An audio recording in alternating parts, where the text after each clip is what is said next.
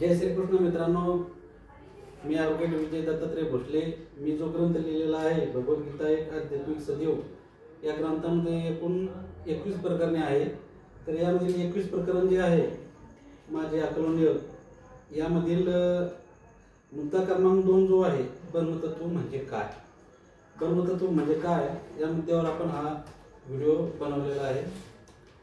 भगवद्गीतेनुसार किंवा अध्यात्मानुसार आपण जेव्हा ध्यान साधना करायला बसतो आणि ध्यान साधनेमध्ये पूर्णत्व प्राप्त केल्यानंतर आपल्याला अशा काही भावनांची अनुभूती होते, त्या भावनांचे आपल्याला शब्दामध्ये वर्णन करता येणे शक्य होत नाही। आणि त्यामुळे अशा भावनांना ध्यान साधनेतूनच जाणून घेता येते। आणि म्हणूनच अध्यात्म, आत्मा आणि परमात्मा हे जे काही विषय आहे हे ऐकण्याचे किंवा दुसऱ्याला दाखवण्याचे विषय नसून स्वअध्ययनाचे विषय आहे। आणि ब्रह्मतत्व जे आहे त्याला आपण परमात्मा म्हणतो आणि परमात्म्यालाच ब्रह्मतत्व म्हटलेलं आहे।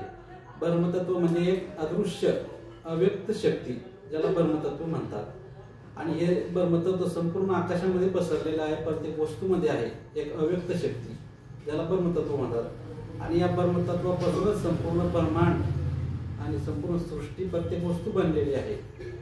आणि या ब्रह्मतत्व म्हणजे एक शक्ती आहे आणि या शक्तीलाच ईश्वर म्हटलेलं आहे। आणि त्यामुळेच आपल्या समाजामध्ये असं म्हणतात की संपूर्ण ब्रह्मांड, संपूर्ण सृष्टी ही ईश्वराने बनवलेली आहे।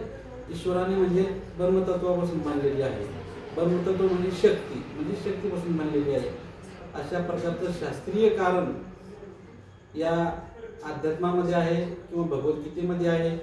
ते शास्त्रीय कारण आपल्याला केवळ जाणून घेता येत नाही आणि म्हणून आपल्याला अध्यात्म किंवा जे काही धार्मिक बाबी आहेत त्या आपल्याला अंधश्रद्धा वाटतात, परंतु वास्तविक पाहता त्या अंधश्रद्धा नसून त्या शास्त्रीय पद्धतीने त्यांना जाणून घेतल्यास त्या बाबी सिद्ध झाल्याशिवाय राहत नाही।